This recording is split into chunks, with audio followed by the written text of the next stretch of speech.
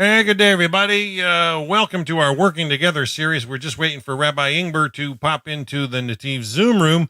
I'm joined. Let's just jump right in and see how everybody is doing. I'm joined by Ross Beard in down in Texas. Ross, how you doing today? And so glad to see you keep coming back over and over. It's a joy. Are you getting plenty out of these classes? I definitely get plenty out of it from time to time. As far as I'm doing rather well today. Can't Beautiful. complain. What's the weather like down there in Texas? Oh, it's pretty nice. I mean, it's general. It's up in the 90s. Well, I'm up in Canada, and I think we reached about a low last night of about, I'm going to say about 45 and a little rain. So it's still, spring is still trying to spring up here, but big difference from down there. 90. Whoa, that's like too hot for my pale skin for sure. Oh, Uh, I see that Rabbi Ingber's finally popped into the Zoom room. So good to be with you, Rabbi. We're already live on Facebook and YouTube. And we just having a chat here with Ross, talking about the weather, waiting for you. And we're so glad to be with you. How you doing today, Rabbi Ingber? And we look forward to hearing the topic you wanted to discuss. And folks, this is going to be an open Q&A again. So if you have any questions you want to ask the rabbi on topic, off topic, feel free to ask away in the chat room. Drop your question, and I will try and get it before the rabbi. If anybody in the Zoom meeting has a question for the rabbi, be prepared. He's going to share a short, brief topic, and then we'll get into some Q&A. So, Rabbi, we're going to turn it over to you, sir. You're live on the Noahide World Center social media pages. Okay. Hi, everybody. How are we all doing? Great. Great. Okay, wonderful. So first I want to just kind of pick up on something that came up last week, and some of you sent me some questions about this, and it's a very interesting topic. It's a very sort of a hard topic to understand. I quoted it last week. I misquoted the page, but I said that people asking about a non-Jew studying Torah. I mentioned the Gemara in Avodah Zarah, page, I said 7, it was 3, but there are a few different places in the Torah where it mentions the idea about a non-Jew studying Torah, and people ask me, is this okay? And I had mentioned one side of the story. I want to just go through it a little bit today, and that's only what I'm going to talk about. So one side of the story is that the Talmud says, or Meir says, a non-Jew that studies Torah is like a high priest of Israel. It appears in a few places throughout the Talmud. The problem is there's a very strong statement the other way, that a non-Jew that studies Torah is obligated to death penalty. How could that be? How do you put the two together? Now, I want to tell you what the Gemara says there, which I was saying last week, and I want to just add a little bit more to understand this, just to get the topic, and then I'll get into what I want to speak about today. So the Talmud says, well, there's two different things you could study. You could study things that are related to the commandments of people that are not Jewish, or you could try to study things that are related to the commandments that Jews are obligated to.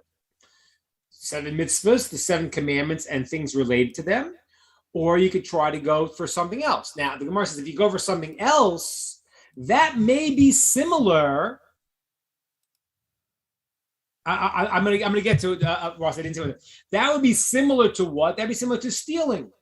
If something belongs to somebody else and we want to take it, could be like stealing. Okay. So, for example, if God gave certain things for Jews to learn, then that would be one thing. If I say, oh, I want that, then that may be crossing a line and stealing something that does not belong to a person. That's one of the ways the Talmud explains why it may be a serious offense to study certain aspects of Torah. And I want to be frank with you, I myself am always nervous what to share exactly, because there's certain things to share and certain things not. Now, I want to explain this a little bit more deeply. And I want to share with you the Rambam here, what Maimonides says.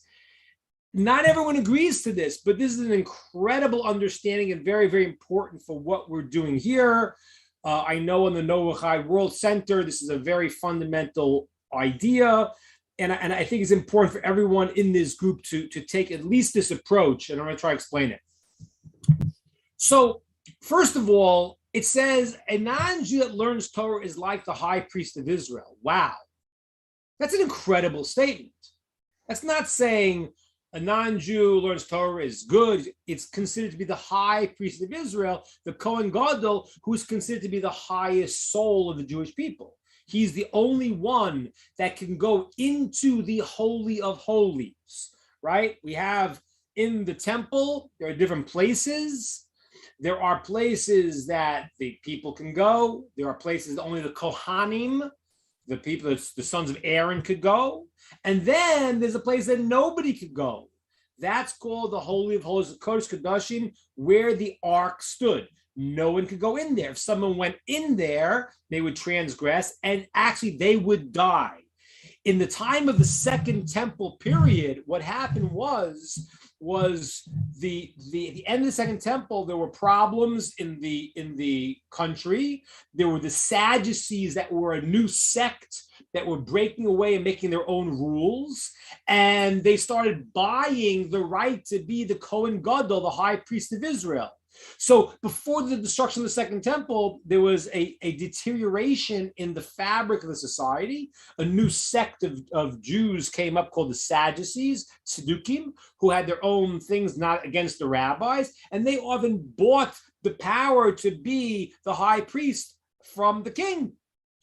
And what happened was, the Talmud says, they used to, when he used to go into the Holy of Holies, on the day of Yom Kippur, the highest day, they would tie a rope around his leg. You know why? Because he would die. He would die when he went in because he couldn't go in there. And you couldn't go in to get him out, so they had to pull him out. Which makes you wonder why the next year somebody would still try to buy the rights for this. Which makes you realize how funny people are, because they think they're different, and it's not, I'm okay. But the high priest of Israel could go into the Holy of Holies. So why would it be that a person, a non-Jew that studies Torah, is called like the high priest of Israel? So I mentioned one idea last week, and I said it's because everyone who does their role in the world has a unique quality. I mentioned the idea of coming into a garden, you water the garden the way everything needs to be watered, and everyone that does their job in the world, they become the greatest they could be. That's what I wanted to say. Meaning, yes, the Kohen, the high priest of Israel, he's the top soul, but he goes in as the representative of the people. So everyone has a connection to him. Every person has their unique essence, who they are, and if they bring that out, then they've done what they have to do in the world. That's what I said last week. I want to share with you some other ideas. One is that some other commentaries say that a person, a non-Jew studies Torah, will be elevated amongst his people. Like the high priest of Israel to the rest of the people. So the non-Jew who studies Torah is elevated amongst the rest of his people. That's one explanation. Another explanation I saw was that the high priest who did the service in the temple, that a non-Jew who's allowed to bring offerings, if he studies about bringing offerings, it's like he's bringing offerings, and that's comparable to the high priest. Okay, so very nice. So a non-Jew that studies the Torah, he's considered to be a high priest of Israel. But then we had that other strong statement saying, well, maybe it's crossing the line. Now, as I said to you, some people understand that the problem is it's like theft. Let me explain the idea of what it means, like it's like theft. Or there's another explanation in the Talmud, which is that like the Torah to the Jews is like their wife, their engaged one, their betrothed one, and it's like taking something that doesn't belong to us. So let me explain that idea first. That idea means that, again, everyone in Jewish thinking, in Torah thinking, every person that God creates is purposeful and has something special about them. And the concept is when I look to be something I'm not and take something that's not mine, I lose what's mine. Whoever puts their eye to somebody else's things, not only will they not get that because it's not meant for them, they'll even lose what they have. So it's very crucial. A person who wanted to convert could convert. A person who doesn't want to convert, this is who I am, and appreciates that, then he or she should be learning what is unique to them. Now, that's the simple way to understand it. I want to share with you what the Rambam says, what Maimonides says here, according to some explanations.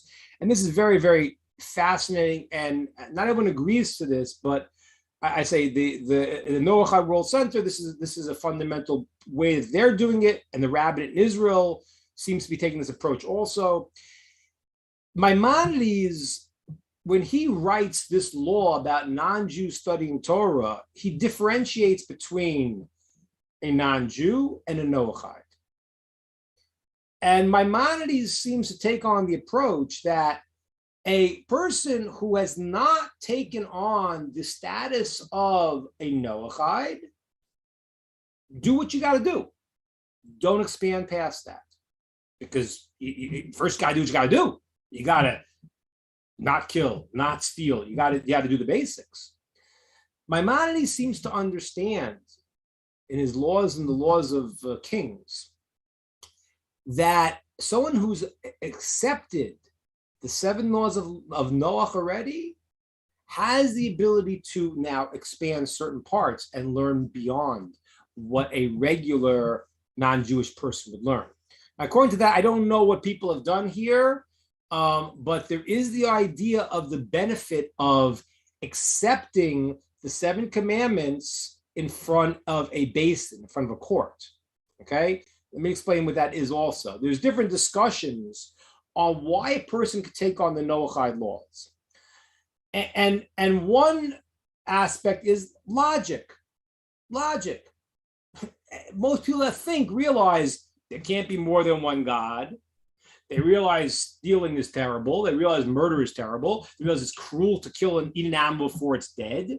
So there's certain logic to the moral code that a person has to do, the basic minimum logic. So that's good. But it's a much higher level when a person goes and accepts that this was commanded not only to Adam and to Noah, but it was also then commanded by God to Moses, to Moshe, to teach this as an obligation. And when someone accepts that, it's another higher level, different opinions exactly what, but it's a higher level of acceptance of this a covenant that God made with Noah. I got to say the blessing today. I hadn't seen a rainbow in a long time, and today was a rainbow. And there's the blessing we make when we see a rainbow. Zohar Bris, God remembers the covenant. So I got to say that blessing today. So a person who goes and accepts the 7 Noachide laws in front of a court of 3 rabbis, that would constitute a certain other level of commitment that has a different status. Different things, according to some, can maybe even reside in the land of Israel. Some, according to some, it's reside in the land of Israel in the times where we count the Yovel, we count the 50 years again. But whatever it is, the Maimonides seems to learn this ability to go and to learn greater aspects that expand that quality is connected with a person saying, I am not by my logic doing what is right, but rather I accept and I understand this idea that God has commanded through Moshe these commandments that I'm taking on. So I think it behooves us to consider that. If people have not done this and it's not been set up to accept it, it's certainly obviously a big thing. All right, I'm going to get to my topic today in a moment. I'm going to actually open this up to questions on this for a moment because this is a pretty important topic. And I to be frank with you, I always think about it. Like I say, there's certain things when you start to speak in Torah, I want to make sure I'm always saying things that are relevant to every person here and not things that are not. On the other hand, I understand many of us are, at this point, would call ourselves Noachides, who understand, have a certain other relationship. And according to the Rambam, that would entitle us to deeper and further understanding. So let me open up to questions, thoughts about what I said so far, and then I'm going to talk about my topic for today.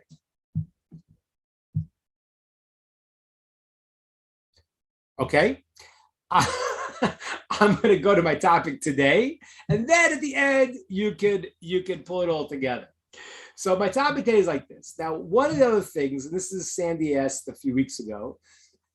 So we have in the Noahide obligations, the 7 laws of Noah, but we also have an expanded aspect that all commandments that are understood to be sichlius, commandments that make sense, that go for the betterment of the world in Noahide, even if not obligated, should do them as the right thing to do, and maybe even be obligated to certain logical commandments.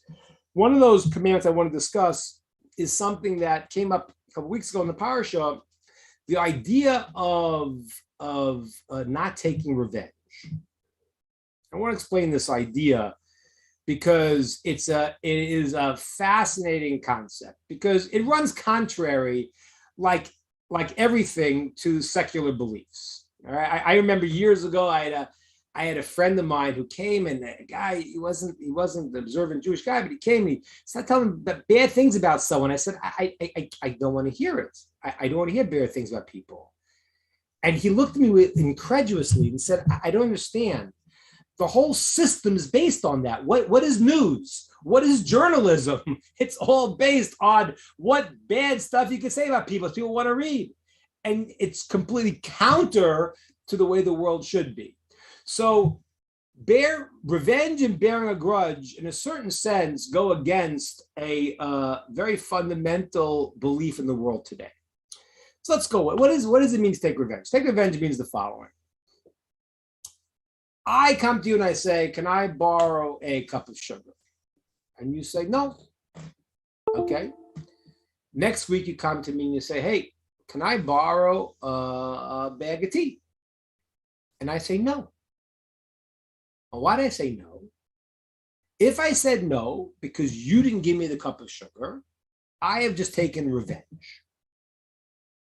Okay. Now, let's say the story is a little different. I asked you for a cup of sugar and you said no. You came to me and said, can I have a cup of tea or a bag of tea? And I said, yes, you can have it because I'm not like you. I'm nice. You're not.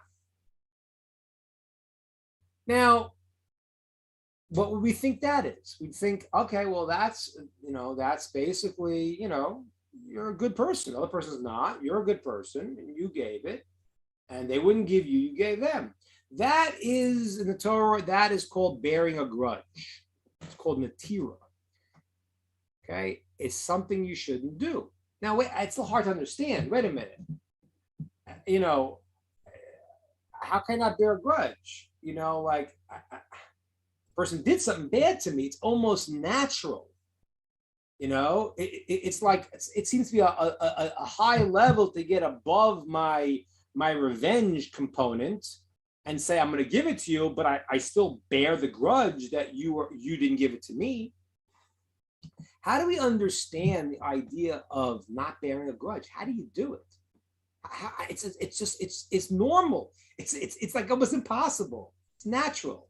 You gave me something and you didn't give me something, and I did give you something, but I feel bad you didn't give it to me. How do you do this in your head? It's too hard. So I want to explain this idea according to some of the commentaries. A very beautiful, deep idea. First, let me qualify just around there. If you don't have the thing to share, you don't have to share it because you don't have it. Okay. If you feel you are in a relationship that people are taking advantage of you, that's also maybe different because you have to figure out how to deal with the situation. There is another commandment. A person is not supposed to hold hate in their heart, but you're supposed to go and tell the person who wronged you they did the wrong thing. I mean, I live in the South, and I'm originally from New York. So when I got to the South, I didn't know what the word bless your heart meant. I didn't know. When people said bless your heart, I thought they were saying something nice to me. I didn't realize it means drop dead. I didn't know, So like the person's like, oh, that other person blessed their heart. And I was like, What do you mean, bless their heart? And then I was told that means in Southern talk, that means, yeah, they're not so good, but bless their heart. Now, you may think that that's maybe better than the other approaches which yell and scream at them, but in a certain way, it's also lacking because you may be holding on to a lot of stuff and a lot of hatred that you're not saying to the person, you're just smiling at them. That's not good. A person needs to know then how to deal with the interaction with people. And one interaction now is that if you did something wrong against me, I don't want to hate you, and it's not proper to hold it inside. I have to find a constructive way to share with you. Very difficult, though. Very difficult, because as you know, if a person doesn't feel that you love them and you tell them they did something wrong, what are they going to say? I did the wrong thing? You know what you did? That's the way people are. So it's a little bit tricky how to do this, how to give the person, you have to show them you love them and care about them. And then maybe you could tell them, listen, this is what you did. And I feel, and I always tell people just as a sort of a technique to say, I feel hurt by this. Because when you start by saying to the person, you hurt me, then they're automatically, the defenses are up and they say, no, you did it. So if I say, listen, I'm saying I feel hurt when this doesn't happen. So now I've tried to amend what they did wrong, try to share with them what they did wrong. I don't want to bear it in my heart. I'm trying to fix it up. Fine. But let's say I've done that. And now the person comes back to me and says, can I have a cup of tea? And I'm still angry that they wouldn't give me that cup of sugar. How could I deal with it?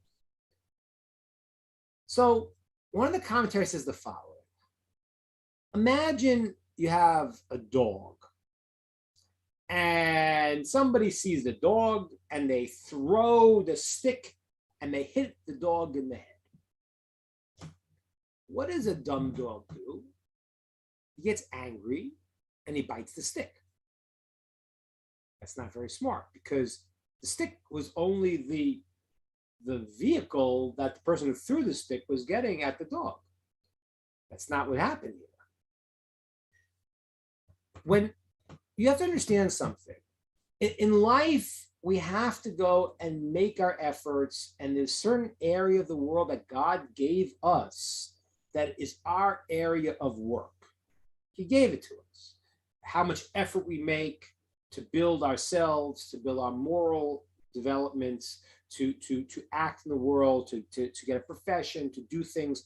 He gave us an area where we are supposed to be the ones to do the work. There's also another area that God still runs the show. And in life, it's very hard because those two things press against each other. Part of me feels like I'm in control. And when I get that mode, everything's up to me. And then there are those that walk around saying, oh, it's all meant to be. And they don't do anything because they missed the job interview. It was meant to be, meant to be. So both things are wrong. We have to balance the two. On one hand, do what we can. On the other hand, realize that God's still running the show. So when the person said to you, no, you can't have sugar, what should we say? This person might not be a good person. That's true. But there may be, and there is, a deeper reason why I should not be getting sugar right now. I don't know. Maybe God wants to show me what it's like to be a selfish person. You know how many times I didn't give people things I should have? Maybe, not good for my teeth. I don't know. Maybe a lot of things. So if I understand this concept that says in Psalms, from bad people, bad things come out. From good people, good things come out. I could realize an amazing concept. That what happens is that at this moment, I should not have gotten sugar for whatever reason. That neighbor was just the pawn in the play to not give me the sugar I'm not supposed to get right now. So don't get involved in the dance with them and get angry at them. Say, okay, I realize you're not such a great guy. I realize that. But you know what? There's another plan for this. That is the deeper concept of how you cannot bear a grudge. Because when I switch the mode and I say that, hey, wait a minute, this is a stick. This is not the world's not running without God's control. This person is a negative person. That may be true. But they're the negative person that's bringing out this negative point that I had to get at this moment for whatever reason, for something for me to learn.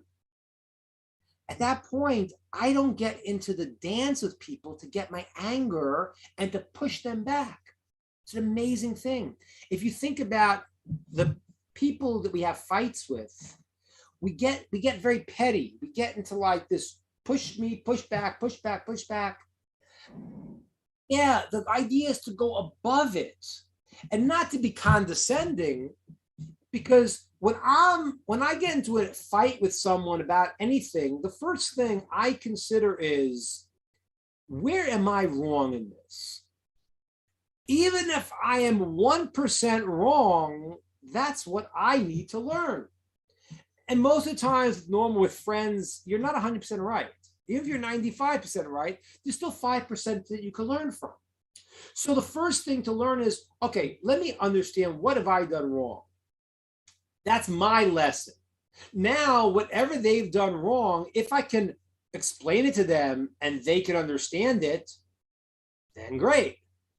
And if they can't understand it, that's just where they're stuck in life. That's where they're stuck. And why am I going to get angry at that? They're the pawn. They're the stick. They may be stuck. Okay? So there was a lesson I had to learn from this. It's the most amazing concept when you realize that. You can look at people with a new level of what's called rachim, compassion, because people are stuck. I was once counseling a woman who had problems with her mother. And I said to her, I listened to the story, and I said, your mother's 8 years old. And the woman said, what are you talking about? No, she's not. She's 62. I said, tell you, mother's 8 years old. I said, what do you mean? I said, I don't know. I don't know her. But it sounds like she stopped developing at 8 years old. And all of a sudden the woman said, oh my gosh, my mother's father died when she was 8. I said, yeah. Now you can't imagine that, because you see this older person yelling at you and you're stuck in this dance, and you don't realize that they're stuck in their own things. They feel abandoned, they feel hurt, they feel stepped upon, all the things that they feel coming out on you, but you think you're talking to a 62-year-old when you're talking to a person who's stuck in a certain area in life. And that's a whole new way to see things. So the ability not to bear a grudge is a whole new way to understand interacting with human beings. Everyone has their shortcomings. I do, you do, everybody does. But you know what the trick is? The trick is to say, if it's just that this guy can ruin my life and not ruin my life, and there's no control, and this is a random world, then yeah, I get angry. But when I realize the world's not at random, God's running the show here. And there's a reason why I didn't get the sugar right now. Yes, he may be a bad messenger, maybe, but that's where he's stuck. What does it do with me? God's not going to let something happen to me that can't happen. This is the lesson that Joseph tells the brothers. If you look, it's an amazing thing. He tells the brothers when it's an incredible line there in the end of Bereshit, in the end of Genesis. The brothers get nervous after Jacob dies that Joseph is going to take revenge on them. So they say, listen, your father didn't know what said, forgive the sins of the brothers. He says, you understand, you thought bad, but God thought good. You had a bad intention, but God had a good intention to save the world. I became the viceroy of Egypt. I saved the whole world.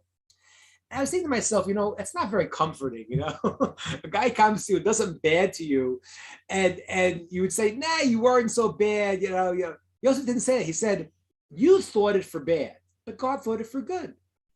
What kind of statement was that? What Joseph was saying to them was that it's not a question, you don't run the world. Okay, maybe you had bad intentions. That's your problem, not my problem. As they say in pop psychology, I don't own this problem. That's your problem. You had bad intentions. Okay. But God's running the show. And that is the only ability to not bear a grudge, to see the broader picture. I gave this class once, it's part of a bigger class. I gave this class one time, and I had a student who told me this amazing story. He said he had a friend who was a very meek guy, and he used to ride in the New York subways. And he got pushed around. Like if you've been in New York, you can't be meek in New York. It doesn't go. It's like it doesn't work.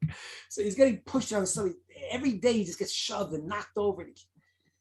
So one day he decides, today's the day that I'm standing up for myself. And sure, if he gets in the subway and somebody pushes into him, he just turns around and throws the guy across the subway and screams out, "What, are you blind?"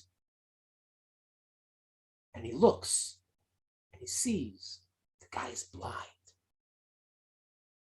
That's the point. Before getting angry about it, people are blind. We're blind. We're blind in certain ways. It's okay. So you did something not so nice. But do you believe that he could control your life and give you something that God doesn't want to happen? At that point, you've taken too much power for ourselves. That's the ability to get over not bearing a grudge by extrapolating and seeing the grander picture. And this lesson is, I think, very, very important for all of us on every level, on the emotional level, the psychological level, and the personal level, and our relationship with God, and seeing his involvement in our world, and thereby making our relationships with others to be much, much better. Okay, we don't have the questions on the first part and the second part.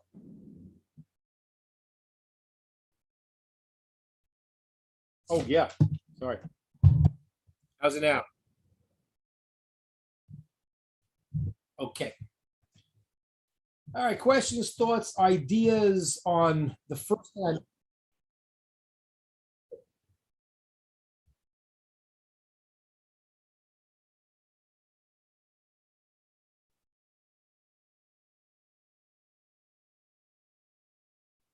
Great question.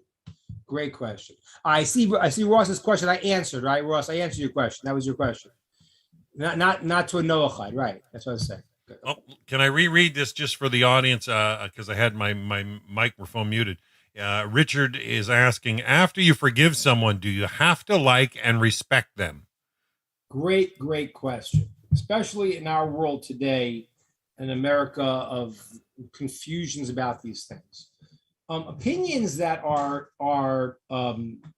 stupid or not worthy of respect. It's got to be frank with you. People can say a lot of things.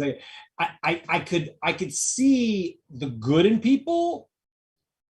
That's a nice level. If you could find the good in people, that's a very powerful thing to do.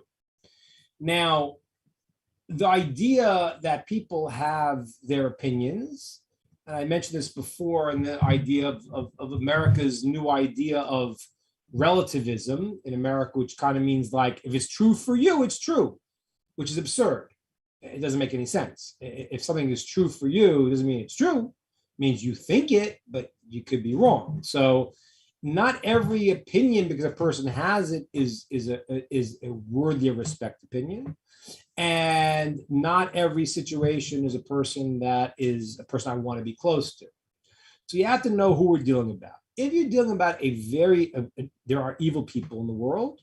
If you're dealing with evil people, you don't want to give Iran a nuclear bomb and say, oh, I think they have good intentions, because then you're foolish. Because there are some people that you need to be very wary about. But if you're talking about a person that is in your orbit and is a friend of yours, it depends on what the forgiveness means. If you forgave them and you worked it out and you explained it, and they were able to fix up what they did, then great, then you could develop the relationship with them. If they don't, and if they are still stuck in what they're stuck in, you can get above it, but you might not feel that they are people that you feel so close with. That's not wrong. That's not unfair, Richard. That's normative and it's fair. What would be good if a person could do it is to try to find the good in the people in your orbit. Assuming people that, again, I mean, there are unfortunately, some really nasty people in the world, but assuming you're going to deal with a person who is not that way and a family member or a friend, if you can see the good in them, you may be able to reframe what happened. Okay, and that's true. The recommendation, but it doesn't work for everyone. Recommendation is people that are in your orbit that you want to find the good in them. Very often, you're able to redefine what they did. It's like in a movie. All the great movies, they work the same. The great movies are people that you could relate to, but in the beginning of the movie, they do things that are not so good. At the end, it kind of shows their whole history starts to look different once you understand what their challenges were and how they overcame them. So it's like a parent. A parent, what happens when let's say you have a person that sees a child, a teacher, they say, oh, this kid is terrible, he's nothing, it was awful. When they go to the parent doesn't see that. Parent says, no, my child's so, what's happening? Is the parent deluding themselves? Well, very, very often they are deluding themselves, but very often they see something good in the child that they're able to go and to see their deeds in a much broader sense. So to the degree that we're able to do it in our world, when it has truth to it, which very often it does, we become greater people. You become a greater, more compassionate person. So it's a hard job to do, but if you find something good in the person, then just like, again, I'm not telling you that you have to make everyone like your children, but a spiritually advanced person would feel these people are my children in the sense that, yeah, they made these mistakes, those mistakes, but I see the good in them. You have to be wise to realize what's not, but also if you see the good in them, very often you can experience and appreciate them much more. Okay, good. What do we got? Another question came up, I saw. I had a question, Rabbi. Yeah. Well, first, I'd just like to say thank you. That's an awesome concept, especially thinking, okay, well, this needed to happen so that Hashem's will can be done. That's a pretty interesting way to look at things. That should really calm you down a lot of times. Yeah. But, I was just wondering, I go over and I ask my neighbor, hey, I need a cup of sugar. Can I borrow one? And he says, no. Would it be bad if I said, why? Because that might make you not go through all those other things if, he might have a reason. Right. I think for sure. Is it okay to do that? Yeah, it's okay, and it's good to. It's good to. This is where I just understanding people, because people sometimes people can be funny. So if you can just at first say why not, or that if I hurt you in some way, or something, but sometimes people are very funny, and you have to they don't always tell you what's really going on. And sometimes even, when you ask them on the spot, they cover up what's really cooking. So yeah, to whatever degree you could engage someone and discuss it, that's very good, because it's when people, very often the fights we have with people is when we're not really with them so much, and you get to think about all the things that they did that upset you, or vice versa, and then you create these worlds in your head. So very often, if you have the ability to communicate it, then it works. And by the way, there's something also which is taking a position. It's called the down position, because very often when you go back on the attack, then people put the defenses up. So sometimes if you say, "Oh, I'm sorry, did I do something that upset you?" they might switch because, we're all, we get very affected by our situations, and then we react instead of acting from a higher place. Very good. Great question. Good point. Jacob put a note that I read before, which is that all these things we said, all these commandments are what's called an extension of the commandment of do not murder. That is true, because murder is the ultimate breakdown in human relations. It's the ultimate breakdown of that. That's the place where I don't see a person as a person. There's no way a person could do such an act unless they've come to the state where they don't see a human being and understand what another human being is. So Jacob, it's a great point. It's true, and it's a logical thing. Now Jacob also mentioned the idea of love your neighbor like yourself. Now, that's a very hard commandment,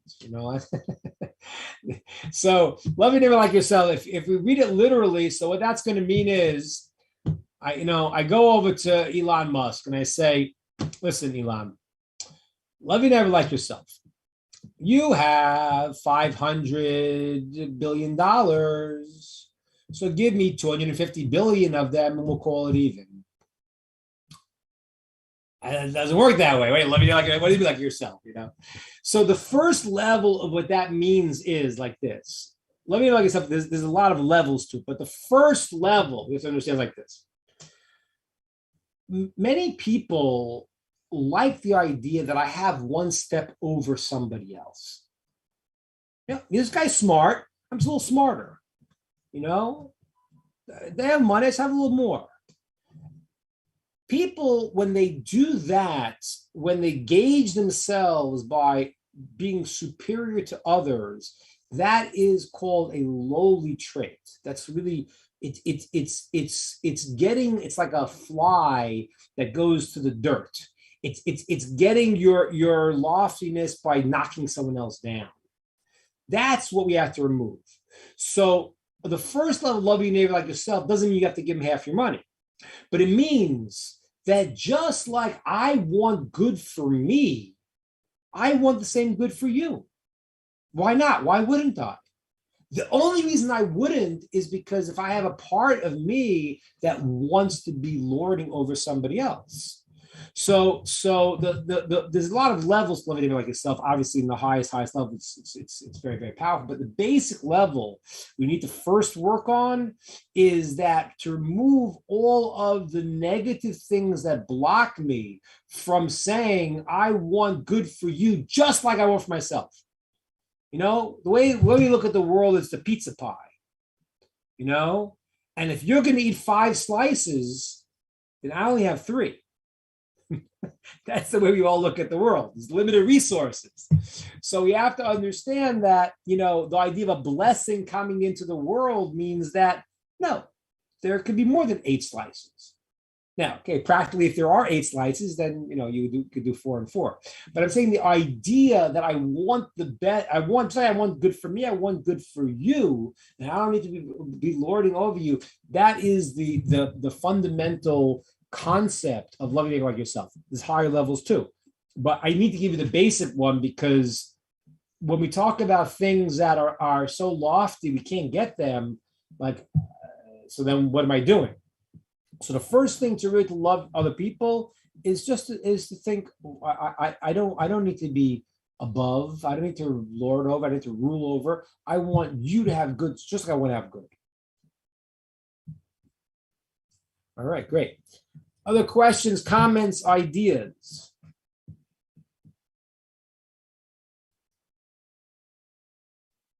Rabbi, going back to the Holy of Holies, and that they tied the rope around the person's feet to drag him out in case he died. I believe you said that was in the Second Temple. Yeah, the end of the Second Temple time, what happened was there was a group called the Sadducees, who were like one of the earliest breakaway sects of Judaism. And they became powerful. They were a wealthy sect that became powerful there, and they started pushing things against what the Torah was saying. And there was a period of time before the end of the Second Temple where they got into a lot of powerful positions. Yeah. So even though the ark was not in the second temple, it still was restricted as to who could go into the Holy of Holies, even though the ark was not in there. That's right. That's right. Yeah. What Sandy's referring to is in the Second Temple, the ark was hidden. The ark was hidden before the destruction of the First Temple. It was hidden by the king Yoshiao Melech, King Yoshiao. He hid the ark, and so we didn't have the Second Temple. We didn't have the ark in the Second Temple. There's discussions and Raise the Lost Ark, the old movie, where is the ark and this and that, and the Talmud discusses it, but the ark is essentially has been hidden in the underneath the temple area. It's been hidden. Solomon made a labyrinth of areas hidden there, and no one's going to get it until it's be ready to be revealed. It's not something that Harrison Ford can find if he looks for it. So the ark was hidden specifically, and it was not there in the Second Temple in the Holy of Holies. However, that spot is still the spot. That's the spot where Abraham brought Isaac as an offering. That's called the spot where the world emanates from. That is the center point of the holiest spot in the world. And that's why today, even, Jews can't go up because, there's a lot of discussion amongst the different rabbis today if they know where to go, because there's certain places that you can't go up to in the Temple Mount. Certain places that you can. People have to go to the mikveh before, have to purify themselves, but we don't have the ashes of the red heifers. Some places we can't go. Many rabbis say people should not go up there at all. Some rabbis say they know where to go and how to go, but that spot, the Holy of Holies, no one could ever go there except for the high priest on the day of Yom Kippur. Whether it was the first temple when the ark was there or the second temple once it was already hidden, that spot is still the holy spot in the world, and only the representative, the high priest of Israel, on that holiest day in that holiest spot is able to go. Yeah. Thank you. Yeah, it's fascinating things. Fascinating things. All right, what else we got? We have time for a few more questions. What thoughts, ideas, comments? Rabbi? Yeah. So I'm pretty new to no-hidism, no-hide. Yeah. And I'm trying to put things in a good perspective so I understand. And so here you are, you're a rabbi today. I get to ask you. Good. So what I'm understanding is here were all the nations. Then Israel got picked to be a set-apart holy nation. And the idea was that the other nations would depend on Israel to guide them while they were making rules and laws to be able to do what God commanded them with the 7 Noahide laws. Is that correct? I'm glad you bring this up because I actually was thinking of even let me give a little overview. Some parts you said were right, some of these will be tweaked. Let me go back to the very beginning. I think I may have shared this with people here, but it's really, really important to understand this process. When God created Adam and Chava, Adam and Eve, who were the first Homo sapiens, I'm not getting into discussion about what were there before, they were the first people that had a soul. Okay, whatever the discussions are about science, we have no discussion, but the first human beings with a soul are Adam and Eve, created 5,781 years ago. The soul. Now, when they were created, they were not Jewish. They were human beings. There was no difference between Jew, not Jew. There was one. The world comes from one couple, which is crucial, by the way.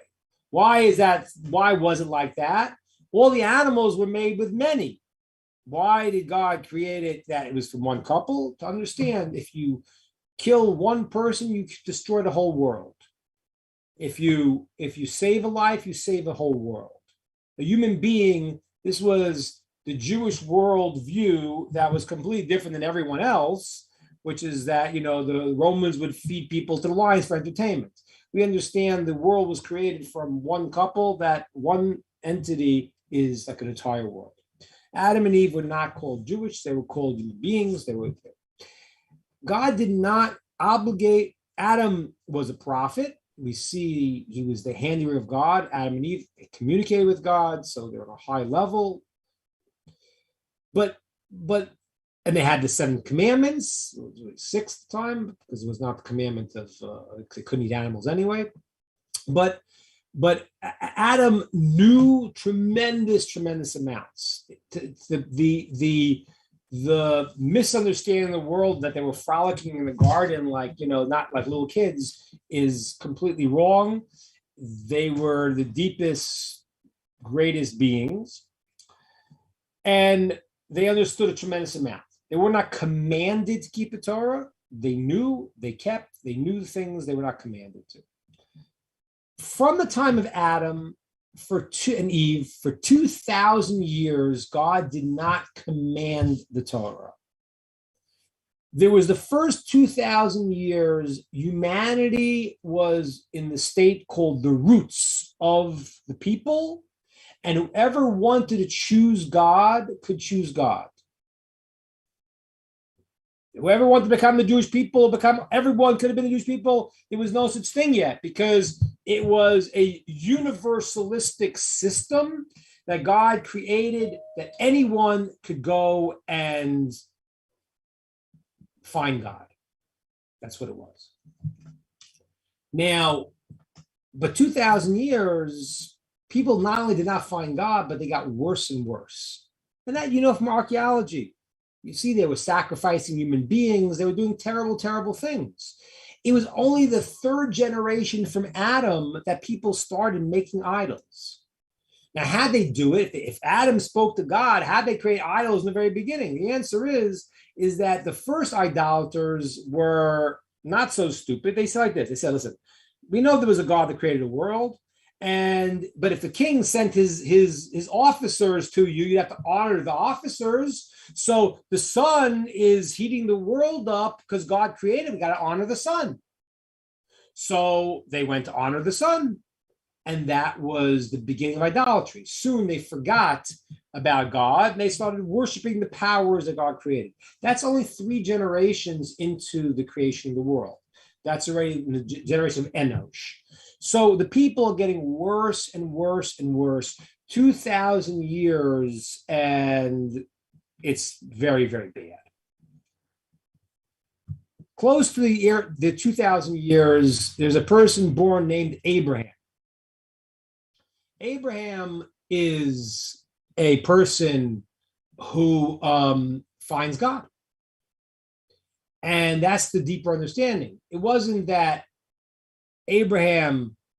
God chose Abraham once, is that Abraham chose God.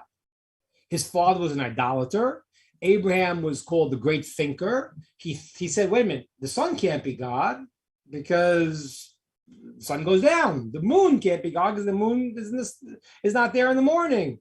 So he realized, when he thought about the world, he thought that there has to be a creator of the universe. And he was the first one now to reinstitute monotheism.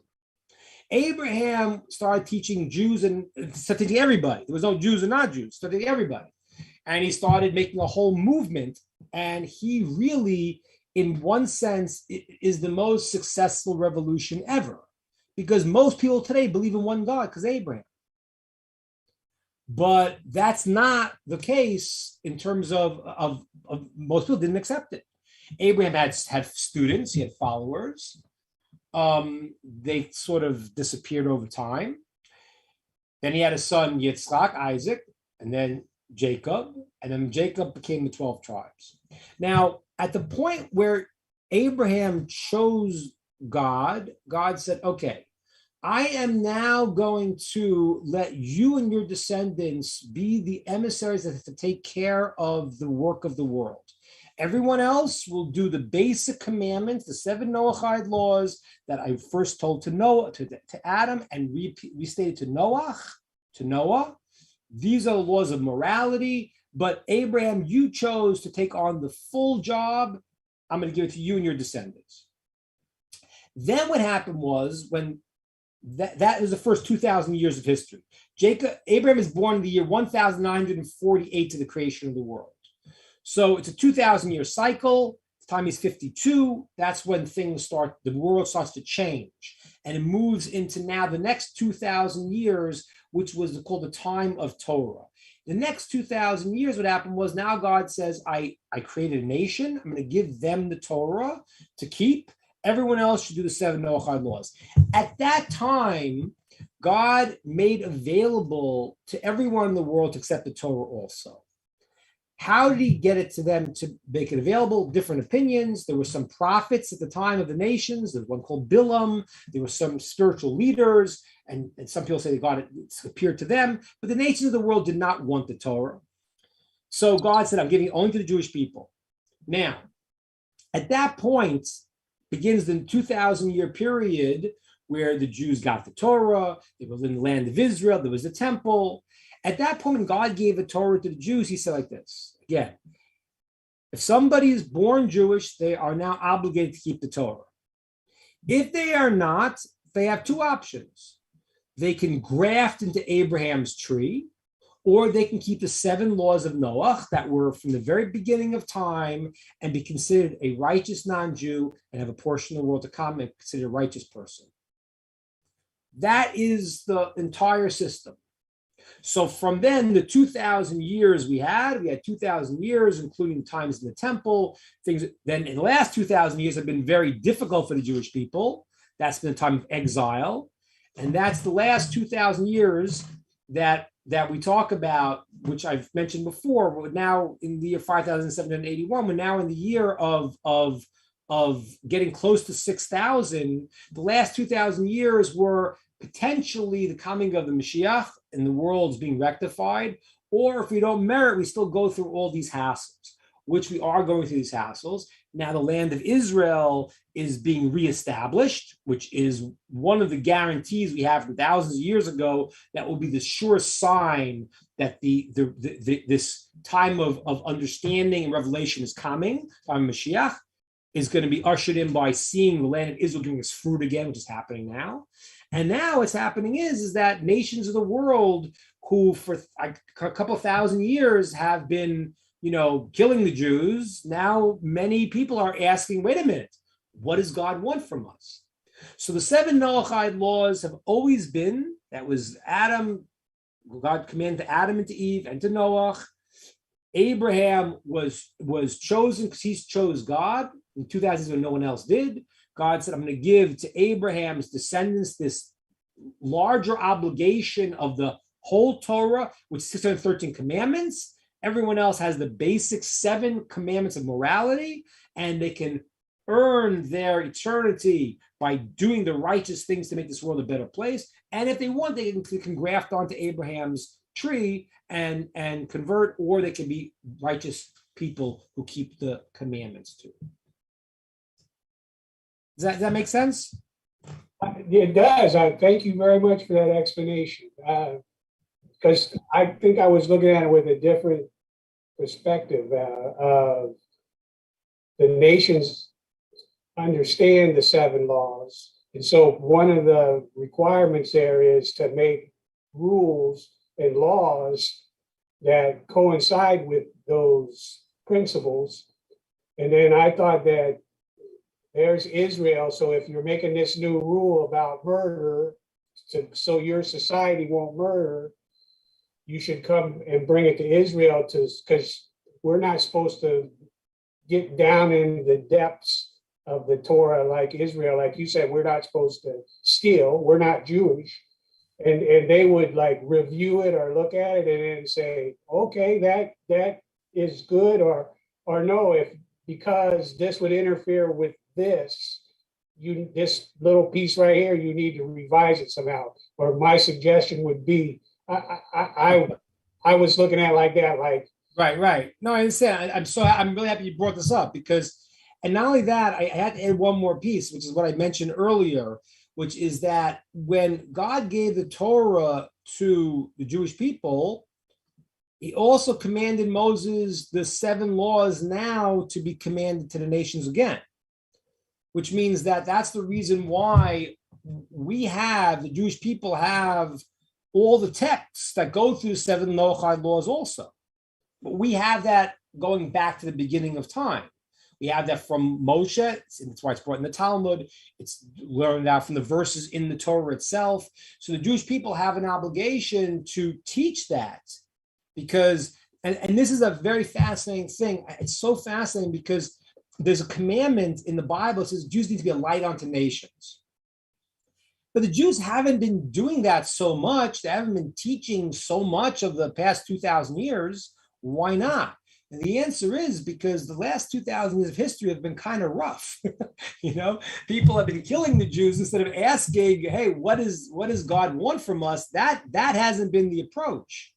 In the beginning of the Roman Empire, it's funny because the Roman Empire saw the most conversions that we had seen because the dichotomy when Rome was rising up and was a cruel place, they saw the Jews who didn't fit in and a lot of people were converting. When Christianity came along, it sort of said, okay, you could have some morality, but a watered down version of it and this and this and this. And that became the direction that a lot of the world moved into, as opposed to what, could have and should have happened was if the Roman Empire, someone would have converted, someone would have said, okay, guide us. What are these 7 laws? So the Jews haven't been teaching them so much for a long time because they've been being persecuted for the past 2,000 years instead of people saying, hey, teach us what it is that God says to be light of the nations. What does that mean? What are you supposed to do? And that's really what I'm doing here and why I'm doing it is because I feel that the time is now here that people throughout the world are saying, what is real? What is true? People have come to a place where they're out of the dogmas of all these things. And they say, wait, this doesn't make sense. That doesn't make sense. What makes sense? What does God want from me? And especially in our society right now, the society is going bonkers. I mean, the society in America is more confused than I've ever seen it. People don't know what they are. They don't know anything. So for people now to look and say, those who are thinking say, what is the truth? What am I supposed to do? How do I live a righteous life? How do I do what I'm here for? Who knows this? And I say, it's not me. I'm only a conduit to say what the Torah says. If I don't know, I don't know everything. I don't. But I have the source that knows everything. I have a Torah. So I could go find it. I could go ask a rabbi who does know that because it's all there. God gave us the information and gave it to us, and we want to share it that people could do what they should do to be able to live their lives properly.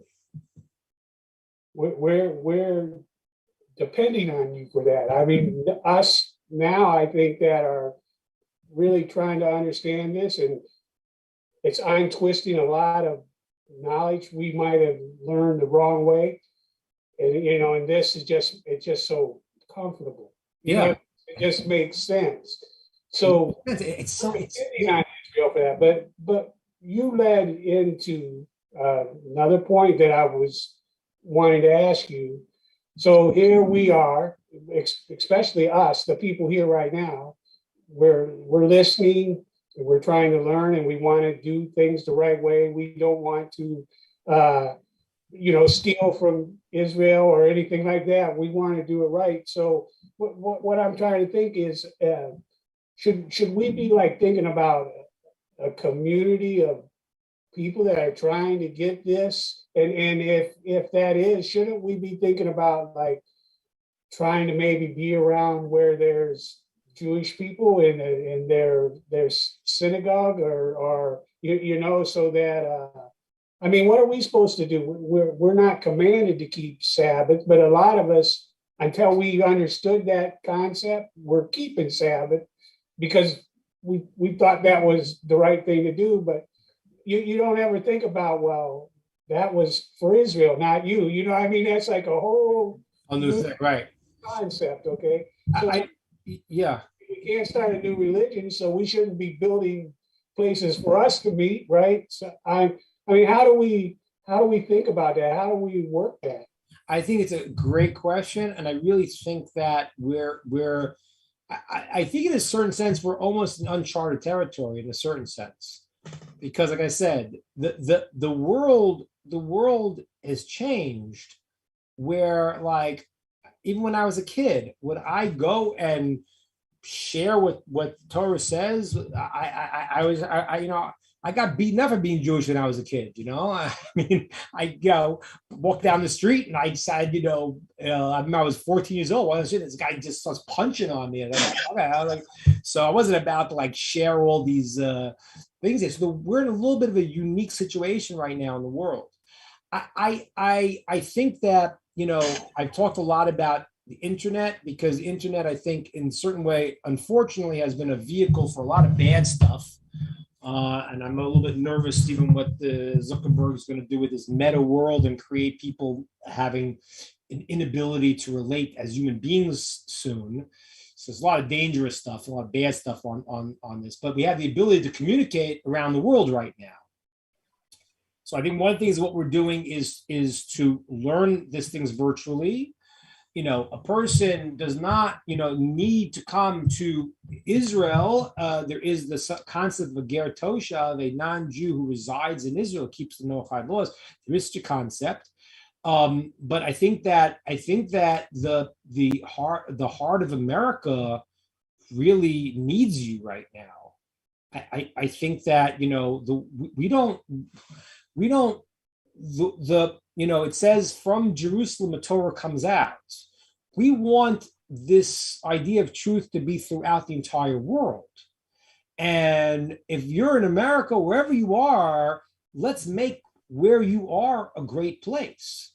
So I think the first thing to do is to build a community online. I know that, in Humble, those who are in Humble with Rod, they have, a group there. I think that the online community is now going to grow. I think that we've been talking about having, retreats to get together maybe once or twice a year. I don't know that you need to move from where you are. I think we just need to connect and learn together and to grow together and give everyone the tools to be able to sort of take back America and to make this a special place that when the Mashiach comes and everyone's going to hear it, you're going to be telling them, like I said, the non-Jew learns Torah is like the high priest, means that you'll be able to tell everyone else, listen, this is what we've been talking about. So I think it is happening. I think it's a little bit uncharted territory. I think the way to start building is with learning, with thinking and understanding. I think we have an online community, those who are in places that can have a community, physical community, that's wonderful. But I think this is the way to start it. And we'll see how it unfolds over the next period of time. This is beautiful. Being able, like right here, listening to this knowledge that you're sharing with us, it's a wonderful, beautiful thing. No doubt about it. But it's still not the same as knowing somebody. Sure. That's. I think that's step two. I think we got a way to go in step one. I think that where do you live? Can I ask? Me, I'm from Indiana. My name won't stay up there. They keep putting it up there for me, but it doesn't stick. My name's Timothy. I'm from Indiana. Okay, so look, what I also can do with people is that I have a lot of students in a lot of places in America, and I could try to find you a rabbi close by. Where in Indiana are you? I live in close to Columbus, Indiana. The closest Jewish, is it okay to say Jewish? I heard that that's a derogatory thing sometimes. And so I want to be polite. That's fine. The closest Jewish place is in Annapolis. Annapolis, right. 45 minutes to an hour away from here. Right.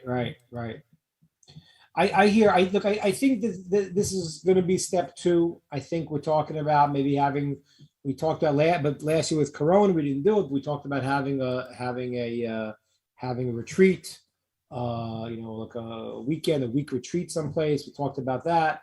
We can talk about where people live.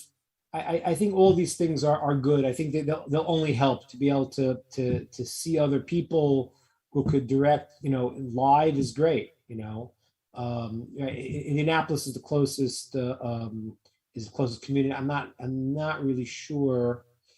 I have to explain this. I'm not looking to denigrate anybody, but whenever you look at a Jewish community, you have to see if it's an Orthodox community, because what happens is that, like I mentioned by the Sadducees, is that I'm not saying these people are not good and not sweet and beautiful, but there are people who You're not going to get the Orthodox message. Right. They've changed the message. So that's why people are very confused. They say to me, well, I hear Jews saying these ideas that are completely opposite you. And I'm saying, well, I'm just saying the Jewish ideas that we've got back from Moshe from the beginning of time. In fact, that people made up 100 years ago a new idea. It has very little to do with Judaism. So you have to also know, I don't know, I think Indianapolis does have an Orthodox community, but you have to understand where there's an Orthodox community. Orthodox, by the way, it's a terminology. I don't like using the term. It's a term that I think literally means strictly observing the traditional way. But it's only a term that became relevant once there were new groups that made up new ideas. So I don't say I'm not Orthodox. I'm Orthodox, but I'm doing the same thing that we've been doing for thousands of years. It's not something that like, oh, I made up a new group called Orthodoxy. That's what they called the people who are doing what they've always been doing once people made new groups up. So you also have to make sure that you're speaking to the Jews who do know what the Torah is actually saying. Unfortunately, like I said, we said the story about the Sadducees, which was an early breakaway group, and they died out. But there's been this throughout history, unfortunately, sometimes. So yeah, all right. So Tim, so the idea, Timothy or Tim, what you prefer we call you? Timothy's good, but Tim's fine. I know you're talking to me. Timothy, I think we'll try to do step two. Step two will be to figure out how to see each other live, how to have access where we are. Right. Step one will be to increase this, to get our understanding and our knowledge and our relationship, and then go from there. And I think that, like I mentioned earlier, I think we should probably do at some point, those who haven't, to do something where people go in front of a court to say, this is what I believe, and accept it. It's not a new religion. It's not it's the system that's been back to the roots. Yeah. Right. I like how you mentioned the roots today. Yeah. All right, guys. Thank you so much, everybody. It was great. Had a good time. Well, Rabbi, thank you so much for taking the time out of your very busy schedule. Hashem willing, are you tentatively aiming to do another one of these next week? God willing, next week. We're back on. All right. God willing, we'll be back Invite next your week. Friends, so we'll expand our group. All right, so I'm going to sign out for now, and we wish you all a wonderful, wonderful week. That's been our Working Together series with our friends in the Nativ Zoom room down in Texas. Always a joy to be with them and talk Torah with a learned rabbi such as Rabbi Ingber. It's a joy to hear more and more Torah. And please, if you're going to come back next week and you've got questions and you want a rabbinical answer, we're opening this wide open so that you can ask those questions. So write it down, be prepared, come with a question, and we'll get it before the rabbi. So we'll catch you all next week, same time. Have a wonderful, wonderful week. Bye for now. Excuse me, sir. Thank you, Dan. Thank you, Rabbi. Excuse me, Rabbi. Yeah, Jay, yeah.